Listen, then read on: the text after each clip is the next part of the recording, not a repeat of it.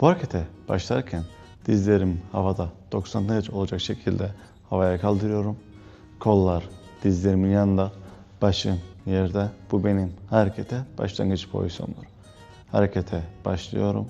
Kalkabildiğiniz kadar yukarı doğru kalkıp tekrar başlangıç pozisyonunuza geri geldiğinizde bu bir tekrar oldu.